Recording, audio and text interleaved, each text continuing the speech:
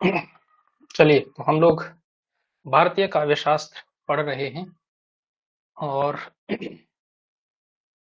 इसमें हम 6 के 6 संप्रदाय कर चुके हैं। ठीक है। अब संप्रदायों से जो प्रश्न बनेंगे उस तरह के मुझे लगता है कि हम लोगों ने इनफ कर लिया है उसमें, जो हम कर सकते हैं ऑब्जेक्टिव प्रश्नों के लिहाज से। ठीक है। आज हमने काव्य गुण पढ़ने हैं, काव्य गुणों से भी प्रश्न जरूर पूछे जा सकते हैं। ठीक है। तो काव्य गुणों का इंट्रोडक्शन थोड़ा थोड़ा ये आप लोग जान ही चुके हैं। जब हमने अलंकार संप्रदाय की बात की थी तो वहां हमने सबसे पहले काव्य गुण शब्द लिखा था अपने नोट्स में, है ना। और किस संदर्भ में लिखा था? वामन के संदर्भ में लिखा था, अगर आपको याद हो। और हमने उसमें लिखा था कि वामन ने क्या कहा है। वामन ने कहा कि जो गुण होते हैं काव्य गुण, वो काव्य के नित्य धर्म है और अलंकार क्या है, अनित्य धर्म है या उसके सहयोगी धर्म है। इस तरह की बात की थी वामन ने। तो इस संदर्भ में, हालांकि ये जरूरी नहीं है कि वामन ने सबसे पहले काव्य गुण इंट्रोड्यूस किए। सबसे पहले काव्य गुण भरत मुनि ने ही कहे और 10 काव्य गुण माने। लेकिन भारतीय काव्य शास्त्र में अगर ये बात कही जाए कि काव्य गुणों का प्रतिष्ठाता कौन है, उसको स्थापित करने वाला व्यक्ति कौन है, तो वो वामन है। ठीक है। तो काव्य गुण का जो कॉन्सेप्ट है वो दरअसल एज ए कॉन्सेप्ट के रूप में तो भरत मुनि के समय ही था, लेकिन उसे एक एक कह सकते हैं उसकी सैद्धांतिक विवेचना अगर किसी व्यक्ति ने दी तो वो आचार्य वामन ने दी है। ठीक है। तो इतना तो हम लोग पढ़ चुके हैं, इतना मतलब हम जानते हैं गुणों के बारे में। अब ये गुण है क्या? ठीक है। गुण तो आप लोग वैसे जानते हैं, उसका कोई वो नहीं है। मतलब कविता की अच्छाई या कुल मिलाकर क्या होनी चाहिए, तो भारतीय काव्य शास्त्र के अंदर उसकी क्या उदाहरण है, ये जो है हम उसमें समझेंगे। ठीक है। तो लिखिए काव्य गुण।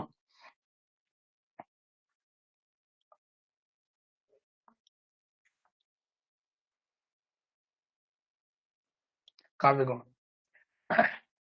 तो काव्य गुण का क्या अर्थ है?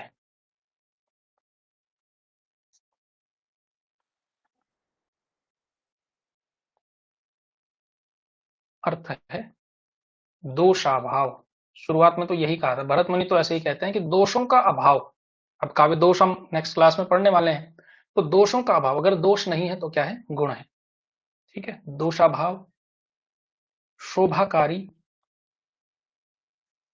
यानी जो काव्य की शोभा बढ़ाए, या आकर्षक धर्म।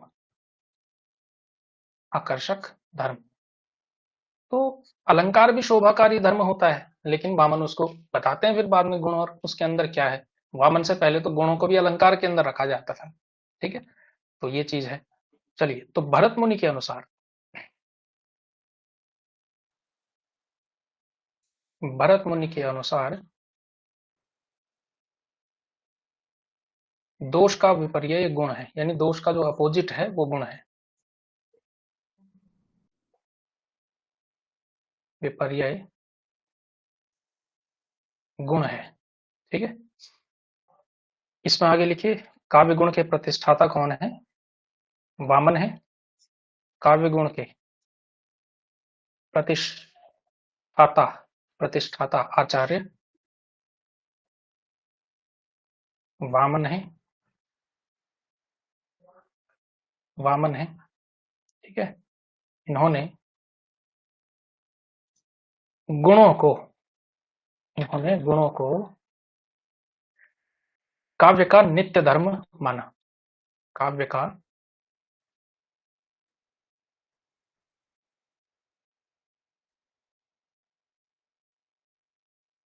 नित्य धर्म, काव्य का नित्य धर्म क्या है, गुण है, काव्य गुण है। अब देखिए इसकी महत्वपूर्ण परिभाषाएं देखिए किसने इस संदर्भ में क्या कहा है।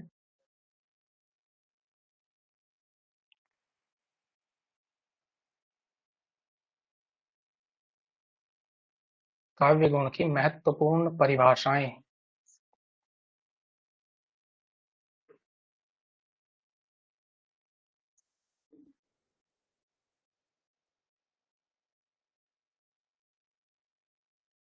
पहला लिखिए वामन। वामन क्या कहते हैं इस संदर्भ में? तो ये भी हम लिख चुके हैं, एक लंबी सी उक्ति हमने उसमें लिखा था। उसी की एक जो हिस्सा था जिसमें गुण की बात करते हैं कि काव्य शोभाया, काव्य शोभाया कर्तारो धर्म गुण। कर्तारो धर्म गुण, ठीक है। काव्य शोभा के कर्ता जो होते हैं वो गुण, वो है गुण है कि काव्य की शोभा या उसे आकर्षक बनाने वाले जो धर्म है वो क्या है, गुण है, ठीक है। यानी कि काव्य के शोभाकारक धर्म को गुण कहते हैं।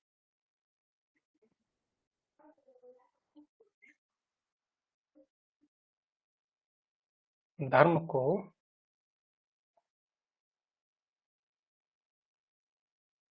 गुण कहते हैं। फिर आते हैं दंडी। तो दंडी थोड़ा थोड़ा भरत मुनि को ही रिपीट करते हुए नजर आएंगे। ये कहते हैं कि दोषः विपत्तये तत्र गुणः, यहाँ दोषों की विपत्ति हो यानी दोष न हो, दोषों का अभाव, तत्र गुणः संपत्तये यथा, संपत्तये यथा, अर्थात दोष यदि काव्य की विपत्ति के लिए होता है,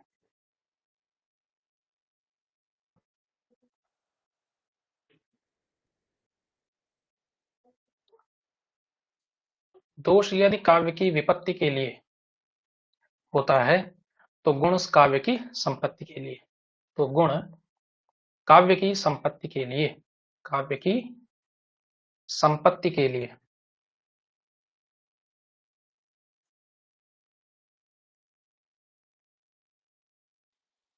तो गुण जो होता है काव्य की संपत्ति के लिए होता है।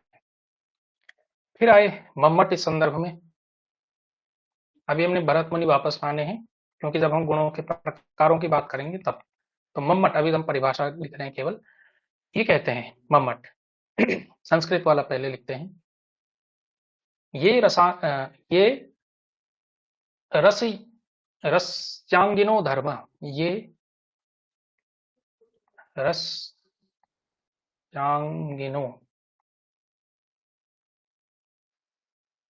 धर्म, ये रस्यांगिनो धर्म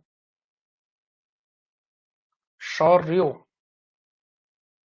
शौर्योद शौर्योदय अंगवात्मन,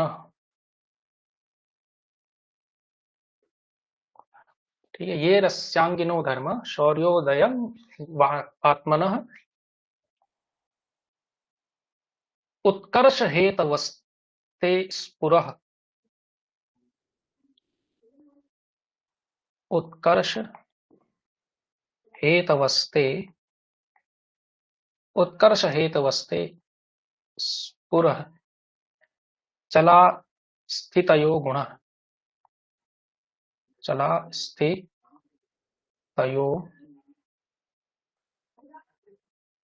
गुणः, ठीक है। अब मम्मट क्या कह रहे हैं। मम्मट आप लोग जानते हैं, अभी तक मम्मट जितना हमने पढ़ा है, मम्मट जनरली क्या करते हैं, एकदम सबसे अलग बात करके निकल जाते हैं, है ना।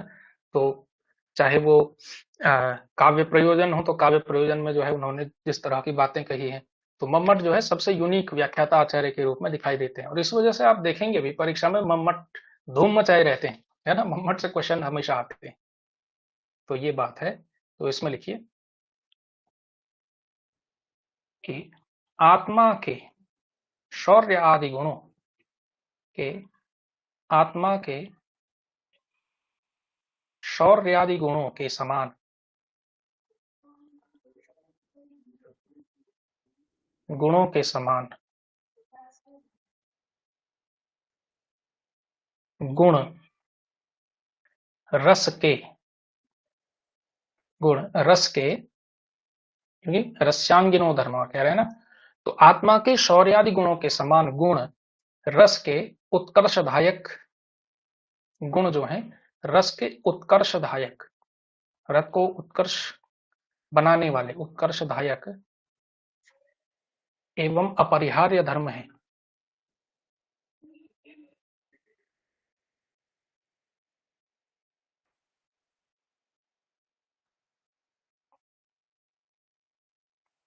अपरिहार्य धर्म है, इसकी काव्य में अचल स्थिति होती है। स्फुर चला स्थितयो गुण, तो इसके कहते हैं कि इसकी जो होती है काव्य में की काव्य में अचल स्थिति होती है। यानी जैसे नित्य धर्म कहा वामन ने, वही वो बात भी कह रहे हैं, अचल स्थिति होती है। तो वामन एक तुलना करते हैं जिस तरह से जो मनुष्य की आत्मा है, तो मनुष्य की आत्मा के गुण क्या है, जैसे शौर्य है, ठीक है, जैसे विनम्रता हो सकती है, जैसे औदात्य हो सकता है, ठीक, जैसे अन्य भी जो अच्छे गुण हैं। तो उसी तरह से अगर आत्मा को आपको उत्कर्ष बनाना है, अपरिहार्य बनाना है, तो होना ही चाहिए आत्मा के भीतर, तो ये सारे गुण होते हैं। उसी तरह से रस के भी कुछ गुण होते हैं जो उसको उत्कृष्ट बनाएंगे, या उसे उसके लिए वो बहुत जरूरी है, अपरिहार्य है। अगर वो नहीं हुए तो रस या कुल मिलाकर कविता की क्वालिटी गिरेगी। तो इस वजह से उसी तरह से रस के भी गुण होते हैं, जिस तरह से आत्मा के भी कुछ अपरिहार्य गुण होते हैं। तो ये मम्मट की कुल मिलाकर परिभाषा है। ये रस्यांगिनो धर्म शौर्यो दया आत्मन उत्कर्ष हेतवस्ते स्फुर चला स्थितयो गुण। ठीक है, ये मम्मट की परिभाषा है। आगे देखिए, अब जो है बात आती है भरत मुनि पर। स्टार लगाइए और भरत मुनि पर बात करते हैं। तो भरत मुनि का हिंदी में हम लिख चुके हैं वो संत एव विपर्यस्तता गुण।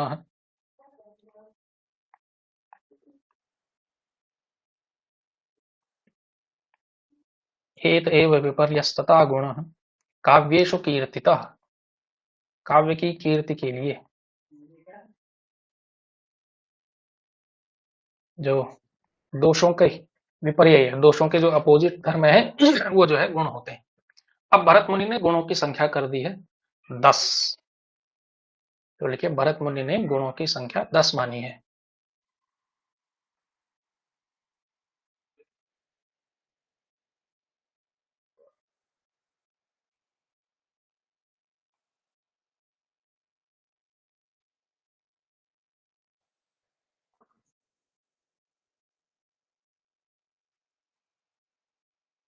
दस मानी है। तो क्या क्या है गुण? तो एक है माधुर्य, यानी मिठास। दूसरा हो सकता है या तो उसमें ओज गुण हो, ये भी हो सकता है कि प्रसाद गुण हो। माधुर्य, ओज, प्रसाद, श्लेष, समता, समता, समाधि। अब ये 10 के 10 आपको याद करने हैं। ऐसा आ सकता है क्वेश्चन जो सबसे मतलब उसमें पूछा जा सकता है। एक तो ये कि किसने स्थापित किया, तो वामन ने किया, वामन ने नित्य धर्म कहा। एक तथ्य आपके लिए ये हो गया। परिभाषाओं से संभावना कम है, लेकिन परिभाषाएं भी करके चली जाइए, खासकर मरमट की परिभाषा। वो आत्मा से कंपेयर कर रहे हैं, आत्मा के गुणों से रस के गुणों को कंपेयर कर रहे हैं, तो वो भी आप तैयार करके जाइएगा। इसके अलावा यहाँ पे जो इस तरह का भी प्रश्न बन सकता है कि निम्नलिखित में से भरत मुनि के अनुसार कौन सा काव्य गुण नहीं है, और ये 10 के 10 में से कुछ ऐसा ऐसा कुछ शब्द उसने जोड़ दिया, कुछ इस प्रकार का। ठीक है, जैसे माना औदात्य ही जोड़ दिया। ठीक है, तो कि औदात्य तो आप देखेंगे 10 में से कौन सा नहीं है। तो समता, समाधि, पद सौकुमार्य, पदों की सुकुमारता, पद सौकुमार्य। अभी हम समझेंगे कि ये सारे गुण होते क्या है कविता के अंदर। इसके अलावा अर्थ व्यक्ति, यानी अर्थ की अभिव्यक्ति, अर्थ व्यक्ति। इसके अलावा उदारता, उदारता, और एक गुण उन्होंने कहा कांति, कांति यानी चमक या सौंदर्य। ठीक है, तो ये 10 गुण तो भरत मुनि ने माने कि गुण जो है ये 10 होते हैं। ठीक, तो ये तो था भरत मुनि का वर्गीकरण। एक अब गुणों के प्रकारों पर हम आ रहे हैं। अब बात करेंगे भामह की। गुणों के प्रकारों पे बात हो रही है। तो देखिए भामह ने क्या किया। भामह ने 3 गुणों का वर्णन किया है।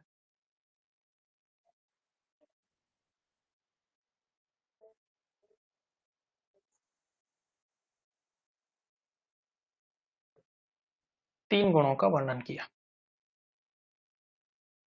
यानी वर्णन किया इसका मतलब इसके बारे में विस्तार से लिखा, उसके बारे में विस्तृत विवेचन किया।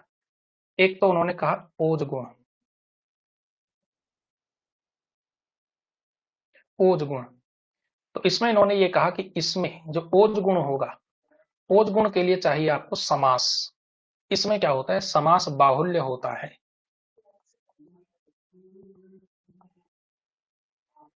समास बाहुल्य होता है।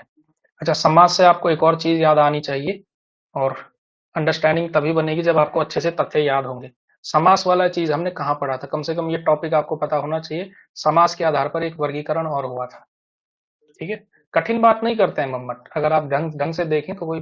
हाँ, हाँ बहुत बढ़िया, नीमान जी ने कहा रुद्रट। रीति का वर्गीकरण वो किसके आधार पर करते हैं? समास के आधार पर करते हैं। बहुत अच्छा है ना, चार रीतियां उन्होंने जो बताई हैं उसमें। अगला देखिए, खैर इस पर आते हैं। ओज गुण, तो ओज गुण में भामा कह रहे हैं इसमें समास का बाहुल्य होगा। फिर दूसरा है जो माधुर्य होगा, माधुर्य गुण, और जो प्रसाद गुण होगा, इन्हीं तीन गुणों के बारे में उन्होंने बात की है। ओज, ओज में समास बाहुल्य, माधुर्य एवं प्रसाद में, प्रसाद गुण में मतलब समस्त पद नहीं होंगे। और ये एक कॉमन सेंस से भी आप समझ सकते हैं। ठीक है, कविता का कंपैरिजन लेता हूं मैं आपके सामने। अगर आपको एकदम ओज की कविता लिखनी है, ठीक है, जिसमें थोड़ा वीर रस हो, या जरूरी नहीं है कि वीर रस भी हो, उसमें भी थोड़ा सा एक वो चीज हो, ठीक, थोड़ी सी लाउड प्रकार की कविता लिखनी है, तो आपको समास की बड़ी जरूरत पड़ती है। श्रृंगार की कविता में समास जो है अपेक्षित नहीं होता है। ठीक है, श्रृंगार की कविता में बड़े अच्छे से शब्द होने चाहिए, जैसे प्रीत, रस, इस तरह के जो शब्द होते हैं ना, ये बताऊंगा मैं आपको, वो शब्दों के आधार पर भी है नीचे जब दोष पर बात करेंगे हम। ठीक, तो उसमें होने चाहिए। लेकिन जैसे ओज की कविता है, जैसे ओज की कविता में बहुत से, अगर आप जैसे दिनकर की कविता देखिए, तो दिनकर की कविताओं में समास बहुत दिखता है। समासिकता की सबसे बड़ी क्लासिक एग्जांपल है राम की शक्ति पूजा। शतशैल संवरणशील नील नभ गर्जित स्वर। अब ये पूरा एक ही पद है, समस्त पद है। तो यहाँ पे क्या है, एक ओज का भाव अगर आपको प्रकट करवाना है तो वो चीज करनी पड़ेगी, है ना। तो यहाँ से एक ओजस्विता आ रही है कविता में, शतशैल संवरणशील नील नभ गर्जित स्वर, ऐसा। तो तब जाकर के ओज में क्या होता है, समास का बाहुल्य चाहिए होता है। माधुर्य और प्रसाद में समस्त पद नहीं होने चाहिए, सिंपल सिंपल शब्द रखेंगे तब अच्छा लगेगा, ऐसा जो है मानते हैं। जैसे मैं नीर भरी दुख की बदली, अब इसमें क्या है, समास नहीं है, अच्छे अच्छे शब्द हैं जो सुनने में अच्छे लगते हैं, फोनेटिक्स उनका बड़ा सॉफ्ट होना चाहिए, सुनने में सॉफ्ट लगने चाहिए, ऐसे जो है माधुर्य में आने चाहिए कुल मिलाकर के। वाह, इस तरह की बात कर रहे हैं। ठीक है, तो पहला पॉइंट तो ये हो गया भामा से। सेकंड पॉइंट बनाइए, जो श्रवण करने में अच्छा लगे, जिसे मैं फोनेटिक्स कहते हैं आजकल की भाषा में, यानी शब्द सुनने में कैसा लग रहा है। ठीक है, जैसे एक शब्द में लिखूं कटार, कटार जो है सुनने में जो है बहुत उस तरह का नहीं लगता। ठीक है, लेकिन जैसे मैं कहूं अमलतास, तो अमलतास या पलाश, जो फूलों के नाम होते हैं वो जनरली बड़े अच्छे से साउंड करने वाले होते हैं, होते कि नहीं होते, तो वो चीज है।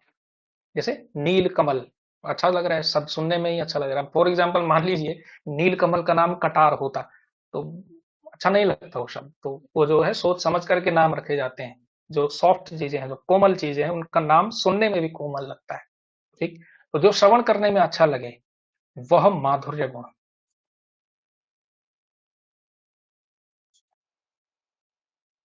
माधुर्य गुण एवं जो स्त्रियों और बच्चों को भी समझ में आए वो प्रसाद गुण होता है, ऐसा जो है भामा कहते हैं। जो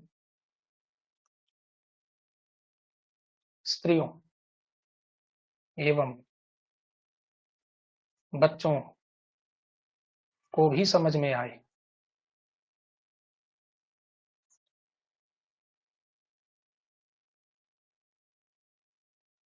वह क्या होता है, प्रसाद गुण होता है।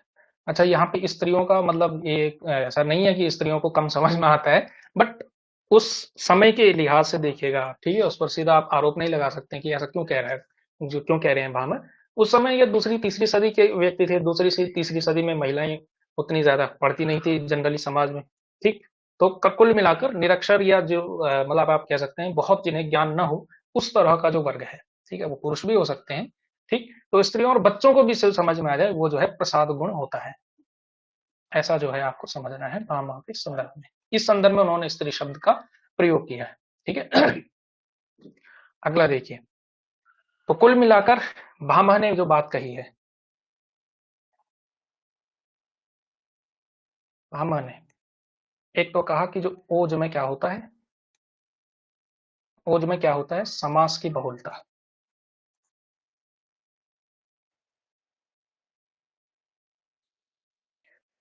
दूसरा है माधुर्य। माधुर्य की खासियत होनी चाहिए, उसमें श्रव्यत्व होना चाहिए, सुनने में अच्छा लगना चाहिए। और इसके अलावा अनति समसत्व, समस्त्व लिखना चाहिए, समस्त्व, अनति समस्त्व, यानी कि समस्त पदों की अति नहीं होनी चाहिए, अनति समस्त्व होना चाहिए। ठीक है, समस्त सामासिकता का अभाव या कम से कम होना चाहिए माधुर्य के लिए। और तीसरी चीज जो प्रसाद है, तो प्रसाद के लिए चाहिए अर्थ सुलभता, है ना, अर्थ सुलभत्व, सुलभ अर्थ होना चाहिए, आसानी से समझ में आने वाला चाहिए। और दूसरी अनति समस्त तो है ही। ठीक है, तो ये इंपॉर्टेंट बात है। तो भामह ने जो है ये सब आवश्यक माने हैं। ठीक, तो भामह ने ओज में समास की बहुलता, माधुर्य में श्रव्यत्व और अनिति समस्त्व, प्रसाद के लिए अर्थ सुलभत्व, अनाति समस्त्व जो है आवश्यक माने। और ये बड़े इंपॉर्टेंट है, यहाँ से सवाल भी आ सकता है कि किस गुण के लिए अर्थ सुलभत्व होना चाहिए। प्रसाद गुण के लिए, प्रसाद यानी आसानी से समझ में आने वाले। हालांकि जो हमारे प्रसाद है, जयशंकर प्रसाद, उनके अंदर जो है उस प्रकार का प्रसाद गुण नहीं है। ठीक है, मतलब वो उन्हीं की समझ में आएंगे जिन्होंने थोड़ा अच्छे से पढ़ा होता है। भाषा उस प्रकार की है ना, बच्चों को तो समझ में नहीं आएंगे प्रसाद। खैर, तो इस वजह से ये जो है भामाओं का विवेचन था। फिर आए वामन, जो कि इसके प्रतिष्ठाता आचार्य। अब देखिए वामन ने क्या कमाल किया है। वामन ने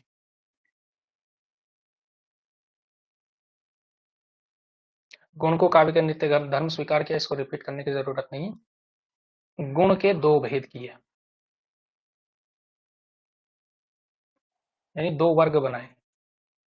एक तो है शब्दगत, शब्द गुण, और दूसरे होंगे अर्थ गुण। और प्रत्येक के जो है उन्होंने 10-10 किए, यानी 10 शब्द गुण, 10 अर्थ गुण, तथा प्रत्येक के 10-10 भेद किए, यानी 10 शब्दगत भेद हो जाएंगे और 10 हो जाएंगे अर्थगत। तो इस प्रकार टोटल हो गए 20, कुल 20 गुण माने, 20 गुण माने हैं।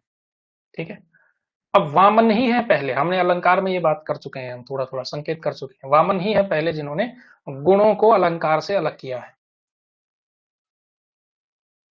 गुणों को अलंकार से अलग किया।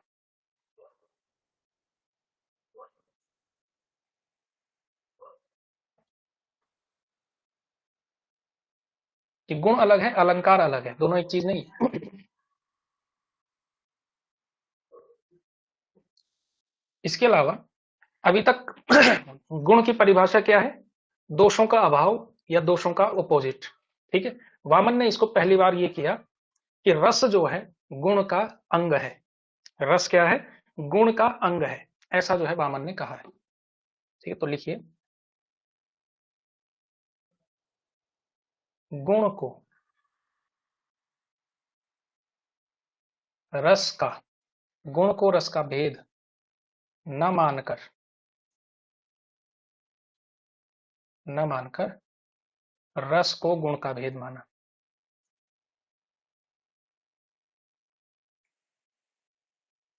यानी गुण बड़ी चीज है, रस उसके अंदर आने वाली चीज है। ठीक है, और बाकी गुणों का जो विपर्यय है वो दोष है। अभी तक क्या कह रहे थे, दोषों का विपर्यय गुण है, इन्होंने उल्टा कर दिया, गुणों का विपर्यय। आपको लग रहा है कि एक ही बात है, लेकिन एक बात नहीं है, विपर्यय दोष है। मतलब अभी तक लोगों को लगता था कि अगर दोष नहीं है तो गुण है, लेकिन ऐसा जरूरी नहीं है। लेकिन अगर गुण नहीं है तो दोष जरूर होगा, ऐसा वामन कह रहे हैं। इस संदर्भ में समझिए उस चीज को। ठीक है, जरूरी नहीं है कि एक दूसरे, ये दोनों एक दूसरे के अपोजिट उस सेंस में है, अपोजिट तो है, लेकिन अभी तक लोग कह रहे थे कि अगर दोष नहीं है उसमें, दोष हम करेंगे कल की क्लास में, तो दोष नहीं है तो गुण होगा, ऐसे शुरुआत में लोग मान रहे थे। लेकिन वामन कह रहे हैं कि ऐसा जरूरी नहीं है, हो सकता है कि दोष नहीं है उसमें, कोई दिक्कत नहीं है, पर ये इसका मतलब ये थोड़ी कि उसमें गुण आ जाएगा। लेकिन अगर गुण नहीं है तो जरूर दोष पैदा हो जाएगा, ऐसा वामन कह रहे हैं। इस संदर्भ में समझिए इस स्टेटमेंट को, ठीक है। तो ये वामन का है कुल मिलाकर के मानना। तो वामन को क्यों माना जाता है प्रतिष्ठाता? क्योंकि अभी तक कह रहे थे कि गुण जो है वो रस का भेद है, यानी कि रस बड़ी छतरी है, ये बड़ा सेट है, उसके अंदर गुण आता है, ठीक है। ये रस है और ये गुण है। वामन ने उल्टा कर दिया कि ये है गुण, गुण बड़ी चीज है, उसके अंदर आता है रस, छोटी सी चीज, ठीक है। आप चाहें तो ऐसा भी बना सकते हैं अपनी अंडरस्टैंडिंग के लिए।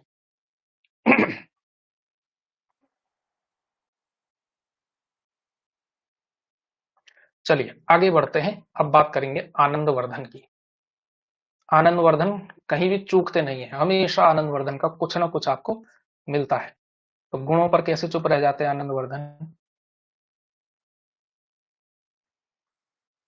ठीक है। तो इन्होंने कहा, कुल मिलाकर वामन की बात को ही आगे बढ़ाया है एक संदर्भ में। इन्होंने कहा कि जो काव्य के प्रधानभूत आश्रित तत्व हैं, यानी जो सबसे इंपॉर्टेंट तत्व हैं, काव्य के प्रधानभूत आश्रित तत्वों को गुण कहा, या गुण माना। गुण क्या है? काव्य के प्रधानभूत तत्व हैं जिस पर काव्य निर्भर करता है। अगला, तो वामन कह रहे थे कि रस डिपेंड करता है गुण पर, ठीक है। लेकिन आनंदवर्धन क्योंकि ध्वनि संप्रदाय वाले हैं, ध्वनि संप्रदाय जनरली रस संप्रदाय के साथ तालमेल बिठाता है, यानी उसका एक तरह से समर्थक है। जैसे औचित्य संप्रदाय हो गया और ये ध्वनि संप्रदाय हो गया, ये जनरली जो रस संप्रदाय है उसके साथ अलाइन करता है। विरोधी में अगर आप देखेंगे तो अलंकार संप्रदाय थोड़ा सा रस के विपरीत में जाता है, हालांकि बाद वालों ने उसको करेक्ट किया, ये कहानी हम ऊपर पढ़ चुके हैं पूरी की पूरी। बट यहाँ देखिए, अब ये यहाँ पे क्या कह रहे हैं, आनंदवर्धन, यहां उन्होंने वामन से असहमति दर्ज की है, ठीक है। आनंदवर्धन कहते हैं कि आनंदवर्धन गुण को रसाश्रित मानते हैं, रस पर आश्रित मानते हैं, ठीक है। कि जो गुण होगा वो किस पर डिपेंड करेगा? रस पर डिपेंड करेगा, यानी रस ज्यादा इंपॉर्टेंट चीज है यहाँ पे, ठीक है। और ये भी कहते हैं इनका जो है कोई स्वतंत्र अस्तित्व नहीं होता, बिना रस के इनका कोई स्वतंत्र अस्तित्व नहीं है, इनका स्वतंत्र अस्तित्व नहीं करते, इनका स्वतंत्र अस्तित्व वे स्वीकार नहीं करते, ठीक है। तो हालांकि ऑब्जेक्टिव के लिए कोई उस तरह का उन्होंने किया नहीं है, लेकिन ये है आपका ऑब्जेक्टिव के लिए इंपॉर्टेंट पॉइंट आनंदवर्धन के लिए। इन्होंने जो है इसकी जो स्थापना की, उसने उसको कहा जाता है गुणत्रयवाद, तीन गुणत्रयवाद के संस्थापक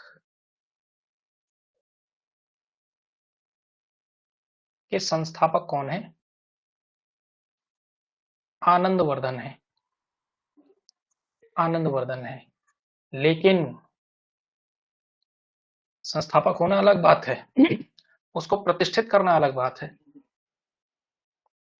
प्रतिष्ठापक किसके? गुणत्रयवाद के। गुणों के तो वामन है, लेकिन गुणत्रयवाद, ये तीन गुण जो है, ओज, माधुर्य और प्रसाद, उसका जो संस्थापना वैसे आनंदवर्धन ने की, लेकिन उसको स्थापित किया, यानी कि उसको मजबूती से एस्टेब्लिश किया अपनी सैद्धांतिकी के द्वारा, वो मम्मट ने किया।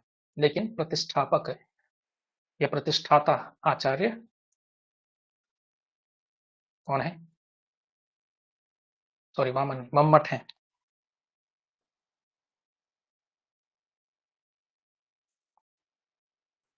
प्रतिष्ठा किसने की है? मम्मट ने की है, ठीक है। अब फिर कुंतक आए, ठीक है। कुंतक का आप लोग जानते हैं, कुंतक है वक्रोक्ति वाले, ठीक है। और कुंतक ने ठीक ठाक विवेचन रीति का भी किया है। रीति को उन्होंने क्या कहा है? मार्ग कहा है। काहे कि नहीं कहा, अगर आपको याद हो तो इस वजह से उन्होंने गुण को मार्ग का अंग स्वीकार किया, और तीन मार्गों का उन्होंने मतलब उल्लेख किया, तीन मार्ग उन्होंने बनाए फिर उस आधार पर। कुंतक, देखिए इन्होंने, अगर आप डीपली देखें, थोड़ा अंडरस्टैंडिंग के साथ देखें, तो हर टॉपिक एक दूसरे से कनेक्टेड है। उन्होंने गुण को मार्ग का अंग स्वीकार किया, मार्ग का अंग यानी रीति का अंग एक तरह से,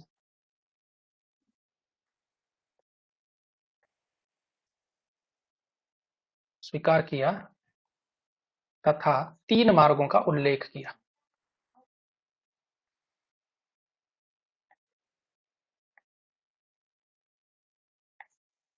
तीन मार्गों का उल्लेख कुंतक करते हुए नजर आते हैं आपको। अब ये 3 मार्ग क्या है? एक तो है सुकुमार मार्ग, दूसरा है मध्यम मार्ग और तीसरा है विचित्र मार्ग। सुकुमार, मध्यम और विचित्र। इसके अलावा उन्होंने गुणों की जो मान्यता दी, भरत मुनि ने 10 माने थे, फिर बीच में 3 हो गए, कुंतक ने एक और चौथा जोड़ा। ठीक है, तो लिखिए सेकंड पॉइंट कुंतक के विषय में।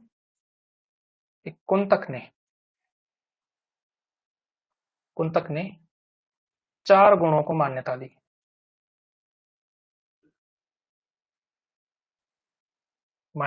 दो तो सेम रखे, एक का नाम बदला और एक नया गुण दिया।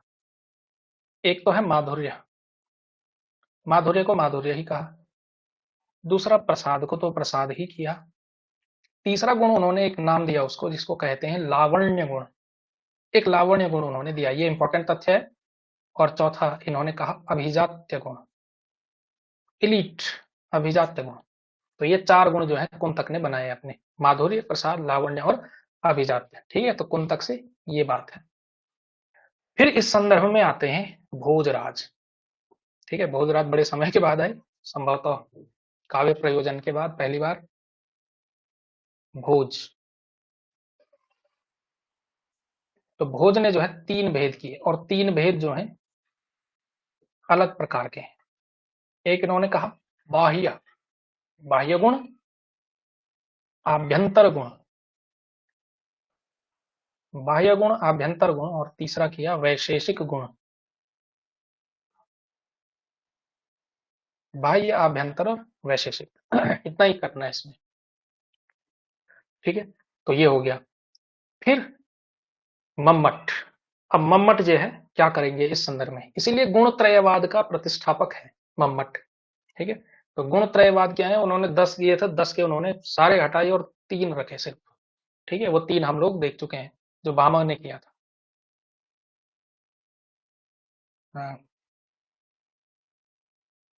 मम्मट। ठीक है, इनके अनुसार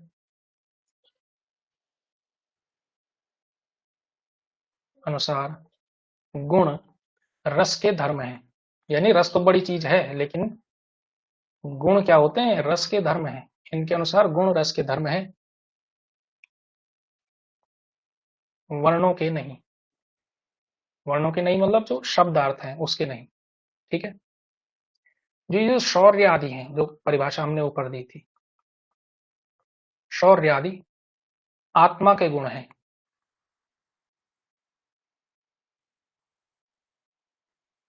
आत्मा के गुण हैं, शरीर के नहीं।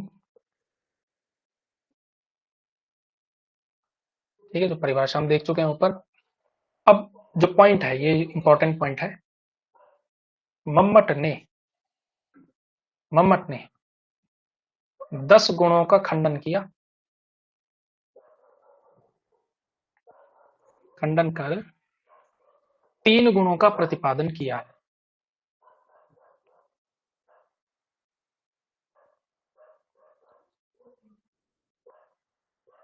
3 गुणों का प्रतिपादन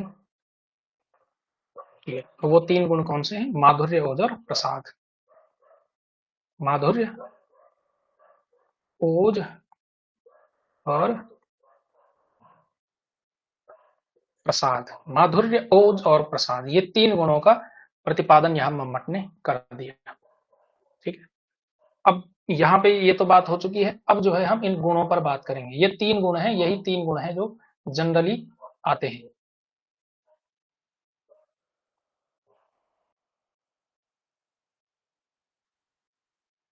अब जो है बात करेंगे प्रत्येक गुण के ऊपर। तो सबसे पहले लिखिए माधुर्य गुण।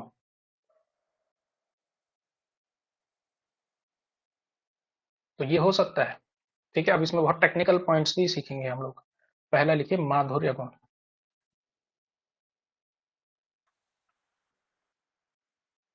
माधुर्य गुण, तो माधुर्य का अर्थ क्या है?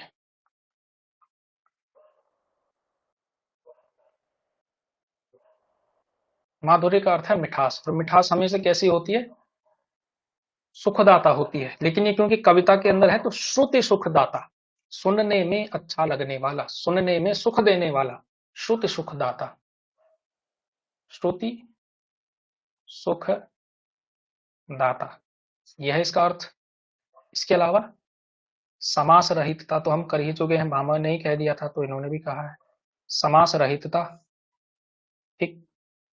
आर्द्रता, शुष्कता नहीं होनी चाहिए, आर्द्रता, ठीक है। इसके अलावा चित्त को द्रवित करने की विशेषता होनी चाहिए, चित्त को द्रवित करने की विशेषता, चित्त को द्रवित करने की विशेषता। इसके अलावा भावमयता,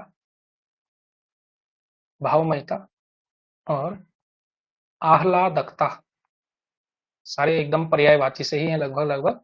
तो कुल मिलाकर माधुर्य गुण समझ गए, जो कविता क्या करे, आपके चित्त को द्रवित करे, जो सुनने में अच्छी लगे, जिसमें समास न हो, ठीक है, जो भावमय हो, जिसमें आह्लाद हो, वो माधुर्य गुण है, ठीक है, वो है कविता का माधुर्य गुण। तो विद्वानों के अनुसार इसमें देखिए,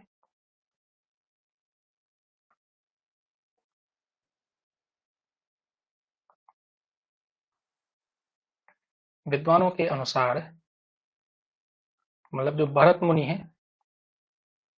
भरत मुनि ने इसको डिफाइन किस तरह से किया है कि जो जो श्रुति मधुरता दे, जिसे हम श्रुति सुखदाता कह रहे हैं, श्रुति मधुरता, सुनने में अच्छा लगने वाला गुण श्रुति मधुरता है। दंडी इसको कहते हैं रसमयता, जिसमें रसात्मकता हो, रसमय बना दे, ठीक है। वामन इसको डिफाइन करते हैं, इसमें उक्ति वैचित्र्य होना चाहिए,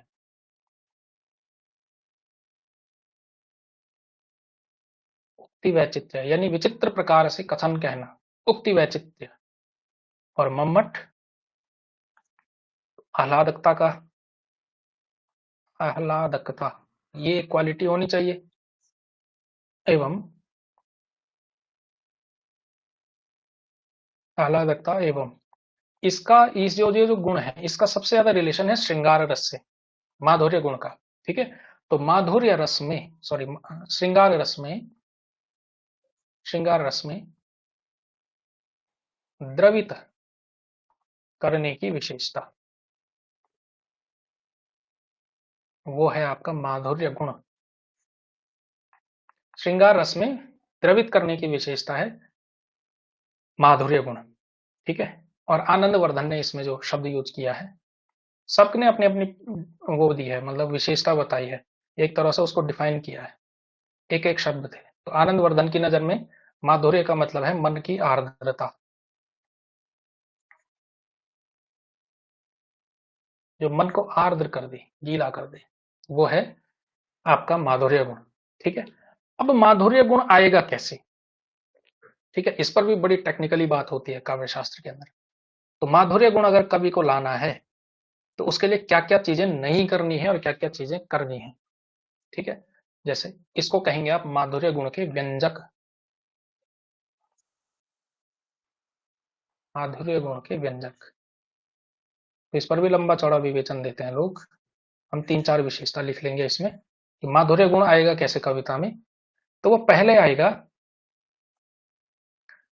कि सभी वर्गाक्षर होने चाहिए। वर्गाक्षर समझते हैं, जो क वर्ग, च वर्ग, ट वर्ग, त वर्ग, प वर्ग आता है, उसमें से भी जो ट वर्ग है, ट वर्ग जो है सुनने में अच्छा नहीं लगता है, ठीक है। तो अगर ट, ठ, ड, ढ, ण इस तरह के आए तो माधुर्य गुण डिस्टर्ब होता है, तो इसलिए सभी वर्गाक्षर आने चाहिए ट वर्ग को छोड़ करके। तो ट वर्ग को निषेध किया गया है माधुर्य गुण के लिए, ट वर्ग छोड़ करके। तो इसका मतलब क वर्ग, च वर्ग, त वर्ग, प वर्ग आ सकते हैं, ठीक है। बाकी ये कहते हैं, एक और बात ये कहते हैं कि संयुक्त अक्षरों का प्रायः अभाव होना चाहिए, संयुक्त अक्षर नहीं आने चाहिए, ठीक है। तो आगे लिखते हैं संयुक्त अक्षर का प्रायः अभाव कविता के अंदर संयुक्त अक्षर नहीं आने चाहिए।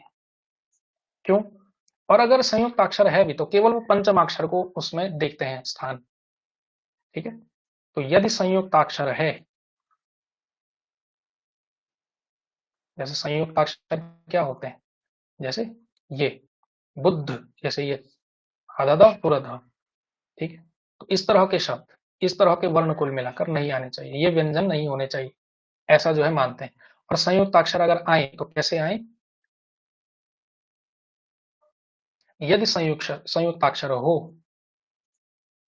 तो किस तरह के? पंचमाक्षर हो।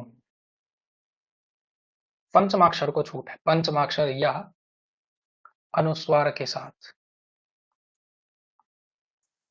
अनुस्वार के साथ। जैसे ये भी एक संयुक्त अक्षर है, जैसे नंदन, तो ये भी एक है, आधा नौ ऊपर आ रहा है, नौ है, ये भी संयुक्त अक्षर तो है, लेकिन साथ ही साथ इसमें क्या है, इसमें छूट है क्योंकि ये पंचमाक्षर है।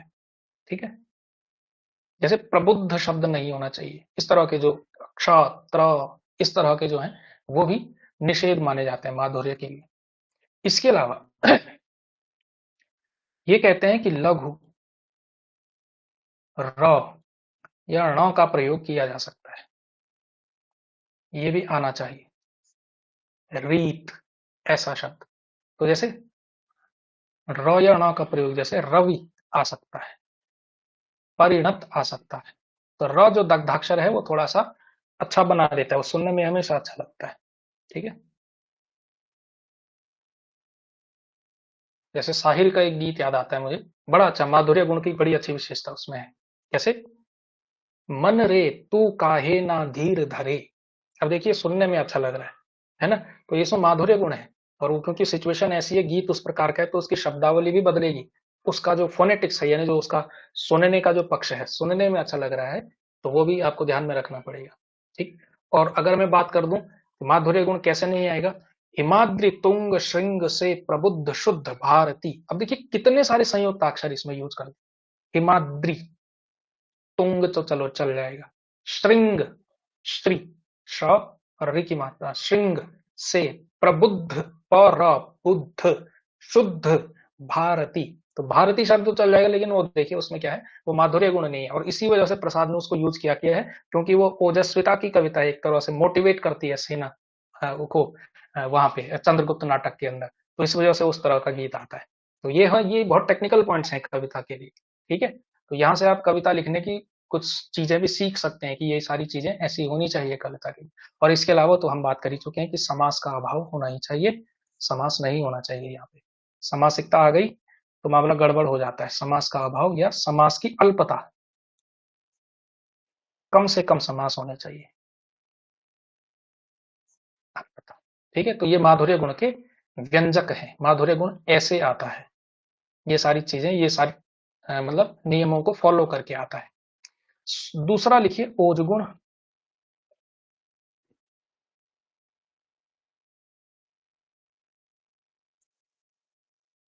ओज गुण, ओज गुण में देखिए, तो ओज का आप लोग जानते हैं, जोश, आवेग, ये सारी चीजें होनी चाहिए।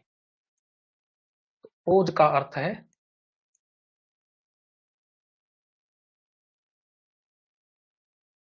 अर्थ है तेज, जोश, आवेग आदि। तो जो चीजें वहां निषिद्ध हैं कुल मिलाकर वो यहाँ आएंगी। ठीक, तो यानी जिस काव्य को पढ़ने से, काव्य को पढ़ने या सुनने से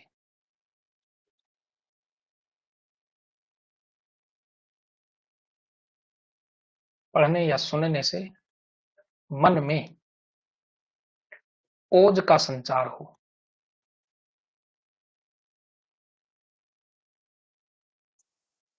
ओज का संचार हो, उसे कहा जाता है ओज गुण।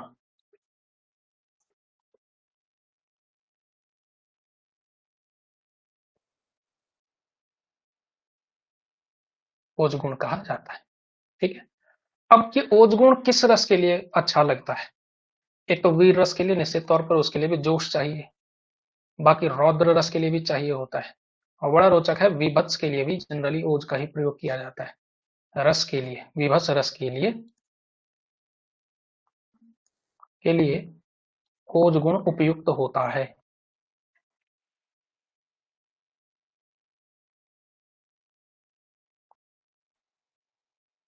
तो ये तो होता ही है, ठीक है। और इसके अलावा इसमें उग्र भावों की व्यंजना, जोश दिलाने वाली या कभी कभी गुस्सा दिलाने वाली उग्र भावों की व्यंजना होगी, तथा कर्ण कटु शब्दों का प्रयोग होगा उस टाइम, क्योंकि वो मन को खुश नहीं करना है, वहां पे मन को जोश दिलाना है, जगाना है, एक तरह से आग भरनी है। तो इस वजह से कर्ण कटु शब्दों का प्रयोग होगा, कर्ण कटु शब्दों का प्रयोग होता है। जैसे दिनकर करते हैं ना, तो दिनकर की जब जो कविताएं जिसमें ओज हो, जिसमें थोड़ा सा रौद्र रस हो, युद्ध का वर्णन जब करना हो, तो इस तरह के शब्द आते हैं उसमें, है ना। जैसे रश्मि रथी की लाइनें हैं। हाँ, जैसे आप ये कह रहे हैं, जैसे वो उन्होंने यूज किया माधुर्य गुण है कि ना, रघुपति राघव राजा राम, है ना, तो है उसमें अच्छा सा है, वो इसलिए लग रहा है। अब उसमें आप डाल दीजिए कुछ उस प्रकार के शब्द, तो वो पूरा मजा खराब हो जाएगा। वो उसी तरह की बात है जैसे हलवे में नमक डालने वाली बात है ना। तो वो चीज, तो यहाँ पे जैसे दिनकर है, दिनकर जब युद्ध का वर्णन करते हैं, कर्ण और अर्जुन के बीच भयानक युद्ध हो रहा है, और वहां पे दिनकर कहते हैं किस तरह से, गत्वर गहरे ये सुधर भूधर से रक्त लिए रक्त रंजित शरीर, थे जूझ रहे कौंतेय कर्ण क्षण क्षण करते गर्जन गभीर, है ना। इस तरह के शब्द आते हैं, तो वो दिखा रहे हैं बाजियों गजों की लोथों में गिर रहे मनुज के छिन्न अंग। और फिर है गिर रहे मनुज के छिन्न अंग, हो रहा, हाँ, हो रहा चतुष्पद, और द्विपद का रुधिर मिश्र हो एक संग, यानी कि जो चार पैरों वाले हैं उनका भी खून, और जो दो पैरों वाले यानी इंसान, उनका भी खून मिल करके एक साथ जो है कुरुक्षेत्र में बह रहा है, और एक तीर दूसरे तीर को टकरा रही है। तो वो ओज है, रौद्र रस है, और थोड़ा थोड़ा विभत्सता भी दिखाई दे रही है ना, कि खून बह रहा है, तो खून क्या है, विभत्स रस का वो है, तो इसलिए वहां पे ओजस्विता का प्रयोग होता है। और इस वजह से उग्र भावों की व्यंजना के लिए कर्ण कटु शब्द, गत्वर गहरे या सुधर भूधर से लिए रक्त रंजित शरीर, इस तरह के शब्दों का प्रयोग करना पड़ता है ना।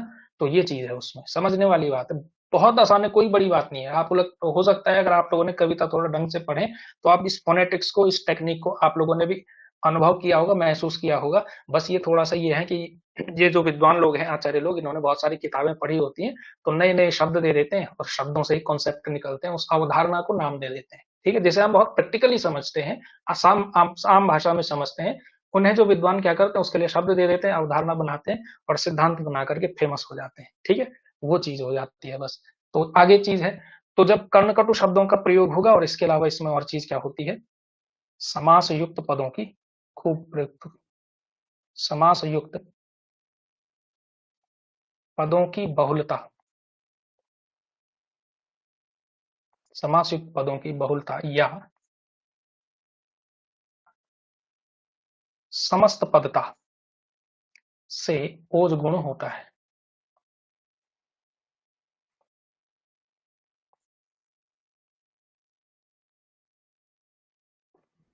ओज गुण होता है, ठीक है। जैसे प्रकृति वर्णन करना है, तो माधुर्य गुण ही आएगा वहां पे, है ना, वो चीज। तो विद्वानों के अनुसार देखिए क्या है, वामन इसको कैसे डिफाइन करते हैं कि ओज गुण के लिए क्या क्या जरूरी है। पहला तो एक संश्लिष्ट अक्षर विन्यास होना चाहिए, बड़ा गोथा हुआ अक्षर विन्यास, खुले हुए शब्द नहीं चलेंगे, सिंपल शब्द नहीं चलेंगे, अक्षर विन्यास बड़ा संश्लिष्ट होना चाहिए, ठीक है। दूसरा, संयुक्त अक्षरों का दबा के प्रयोग करना चाहिए, तो संयुक्त अक्षरों का प्रयोग।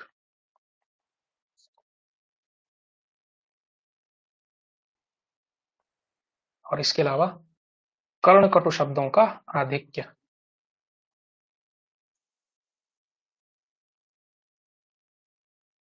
शब्दों का आधिक्य, तो ये सारी विशेषताएं होती हैं उसके लिए, ठीक है। अब देखिए, वो जो चीजें वहां निषिद्ध हैं वो यहाँ अलाउड होंगी, बल्कि वो यहाँ रिकमेंडेड की जाएंगी। तो लिखिए ओज गुण के व्यंजक, ओज गुण के व्यंजक, तो ट वाले खूब यूज करने चाहिए। ट वर्ग का प्रयोग।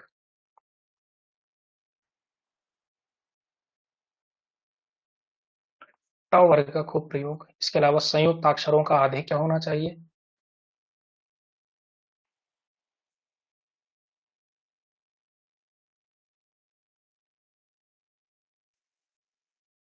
इसके अलावा रेफ का अधिक प्रयोग।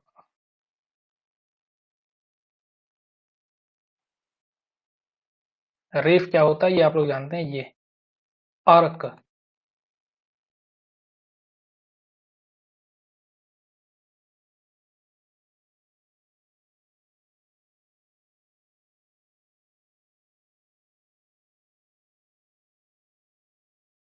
र बड़ा मतलब कॉम्प्लेक्स ध्वनि है अपने आप में, ठीक है।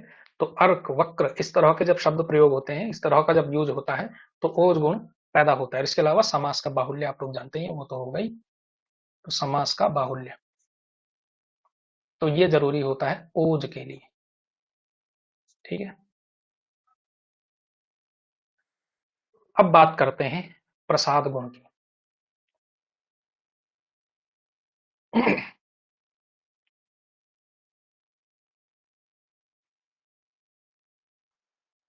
प्रसाद गुण, तो देखिए प्रसाद का अर्थ क्या है? प्रसाद का अर्थ होता है प्रसन्न हो जाना, प्रसन्न या खिल जाना।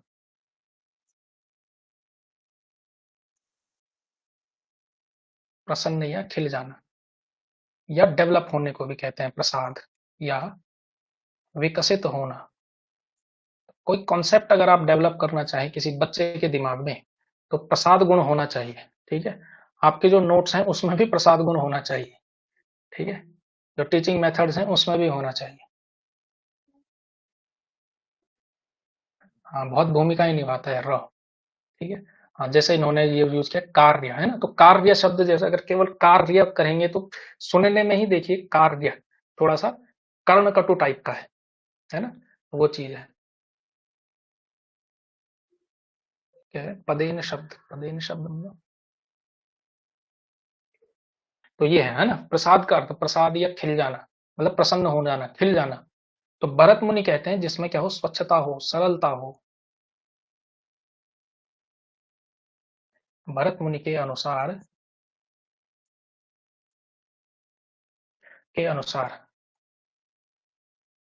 जिसमें स्वच्छता, सरलता, स्वच्छता, सरलता और सहज ग्राह्यता हो, जो जल्दी समझ में आने लायक। सहज ग्राह्यता हो, अर्थात सुनते ही अर्थबोध हो जाए, मेहनत ना करनी पड़े, डिक्शनरी ना खोलनी पड़े, सुनते ही अर्थबोध हो, वर्त हो जाए, सुनते ही अर्थबोध हो जाए, उसे कहते हैं प्रसाद गुण,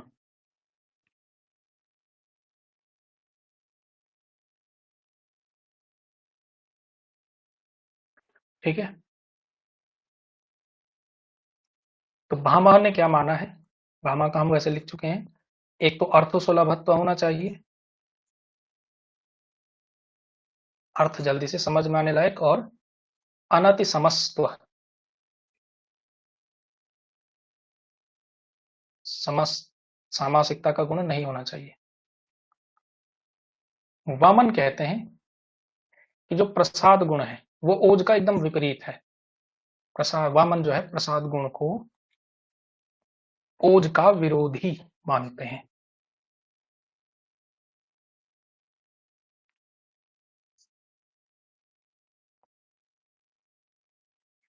ओज का विरोधी मानते हैं, ठीक है। तो इसका एक ही व्यंजक मतलब लिखेंगे आप लोग। प्रसाद का गुण, प्रसाद गुण के लिए क्या जरूरी है?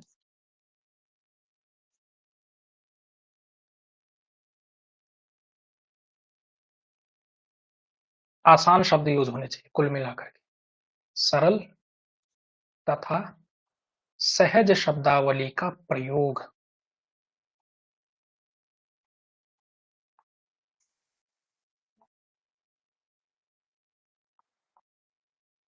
है ना, सहज और सरल शब्दावली का प्रयोग।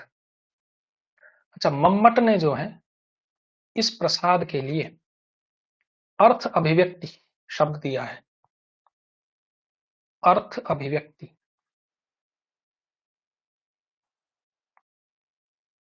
को प्रसाद का दूसरा नाम माना।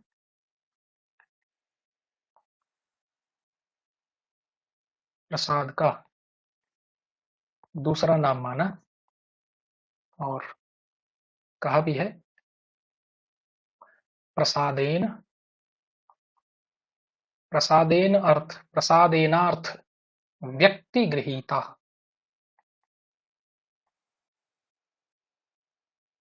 ठीक है, प्रसादेनार्थ व्यक्ति गृहीता, ये जो है ये है। ठीक है, तो ये है भैया कुल मिलाकर के काव्य गुण आपके। आसान सा टॉपिक है, कोई बहुत कॉम्प्लेक्स चीज नहीं है, सबने समझा कि ये क्या है। तो ये है कुल मिलाकर के आपका पूरा का पूरा विवेचन। ठीक है, तो इतना ही है भाई काव्य गुण। ठीक है, तो आई होप काव्य गुण आप लोग समझे होंगे कि क्या होता है। ठीक है, ज्यादातर उसमें जो इसमें यूज होता है वो आपके कौन कौन से हैं, प्रसाद गुण, ओज गुण और माधुर्य गुण। तो तीनों की क्या क्या विशेषताएं हैं, तीनों में क्या क्या चीजें आनी चाहिए, वो जो है कुल मिलाकर के बात है। ठीक है, हाँ, जैसे ममता जी ने भी कहा है कि ओज गुण के लिए वो जो हाँ हाँ दुर्योधन बांध मुझे, वो वाला जो है, तो रश्मि रथी के अधिकांश जो है उसी तरह के हैं। ठीक है, अब केवल रश्मि रथी नहीं, वो तो एक एग्जाम्पल के तौर पर मैंने दिया। तो वहां पे जैसे वो युद्ध का बड़ा भीषण वर्णन जब कर रहे होते हैं, तो वो जो है उस तरह का वर्णन करने के लिए आपको करना है। या फिर जैसे वीभत्स का भी वर्णन करना हो, मतलब खून खराबा दिखाना हो कि एक आदमी ने दूसरे की गर्दन काटी, अब उस गर्दन काटने में जो है आपको जब दिखाना हो, तो उसमें आपको बड़े खतरनाक बिंब खींचने पड़ेंगे। तो वो भी क्या, एक तरह से वीभत्स भी आएगा उसमें, है ना। मन जो है अजीब सा हो जाता है जब इस तरह की, जब आपने फिल्म देखते हैं आप, और आजकल तो इस तरह की फिल्मों का ट्रेंड बढ़ रहा है। सीधा सीधा जो है, मतलब पुराने फिल्म तो ये था कि चलो मारता हुआ दृश्य नहीं दिखाते थे, क्लोजअप जो है उसके शक्ल का लेंगे, जो मार रहा है उसका, तो उसका ही उसी का एक्सप्रेशन। आजकल तो जो उसकी मतलब खोपड़ी खोल रहा है उसका भी सीधा सीधा एक्सप्रेशन, क्योंकि सिर में कुल्हाड़ी घुसा रहा है और कुल्हाड़ी दिखाया जा रहा है बाकायदा पूरा जूम करके कि कैसे उसकी खोपड़ी टूटी, है ना। तो वो जो विभत्स वर्णन करना होता है जब, तो वहां कविता के अंदर वो ओज गुण के द्वारा किया जा सकता है ना। देखा होगा आप लोगों ने, जैसे धुरंधर जो वन है उसमें वो सीन है, बड़ा खतरनाक सा सीन है। वो बाट उठाता है 5 किलो का और उसकी खोपड़ी पे मारता है, उसकी खोपड़ी के टुकड़े टुकड़े होते हुए दिखाई गए, बड़ा खतरनाक सा वो दृश्य है। धीरे धीरे जो है ये पता नहीं क्या किया जा रहा है। खैर वो हमारा विषय नहीं है, पर मैं बता रहा हूँ आपको, विभत्स वर्णन भी करना हो तो भी वहां पर ओज गुण का प्रभाव, कर्णकट शब्दों का प्रभाव। ठीक है, चलिए तो ये क्लास समाप्त। काव्य दोष नेक्स्ट क्लास में पढ़ेंगे कि कविता में दोष कैसे आएगा, कमियां कैसे आएंगी, उसके जो है हम चीजें हम पढ़ेंगे। ठीक है, हाँ, टेस्ट सीरीज का सॉल्यूशन भी होगा, जो बचे हुए हैं ना आपके, तो वो आधा आधा हम लोग कर रहे हैं, शाम को समय अच्छा है तो उस समय किया करेंगे। ठीक है, धन्यवाद।